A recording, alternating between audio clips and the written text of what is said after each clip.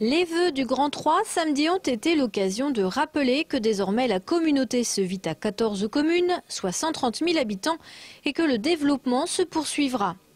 L'occasion également de rassurer ces mêmes communes qui ne se verront pas davantage imposer les volontés du Grand 3. Parmi les priorités soulevées par François Baroin, le développement des infrastructures et notamment l'électrification de la ligne Paris 3. Le président du Grand 3 assure que des travaux des deux côtés de la ligne seront bien lancés. J'ai entendu qu'on n'avait pas de train électrique ici à Troyes. Ce n'était pas un caprice personnel ou collectif, c'était une ardente nécessité en termes de développement économique. L'électrification aura bien lieu. Nous avons d'ailleurs cette semaine discuté du calendrier à rebours pour atteindre cette électrification dans des délais qui soient raisonnables.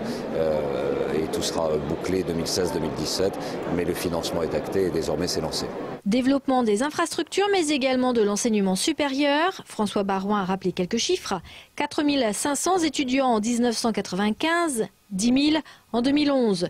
Une augmentation que le président du Grand 3 veut inscrire dans la durée. Et puis naturellement a été évoqué le développement économique avec le parc du Grand 3 qui reste notamment l'outil de ce développement, avec pour exemple la société Vachette qui s'y est installée récemment. Elle était engoncée en site urbain, elle souhaitait se développer, elle a trouvé dans le parc du Grand 3 quelques encablures de son siège social troyen les moyens d'assurer son développement. 8 millions d'euros, c'est le budget que le Grand 3 réserve à son développement économique pour cette année 2011.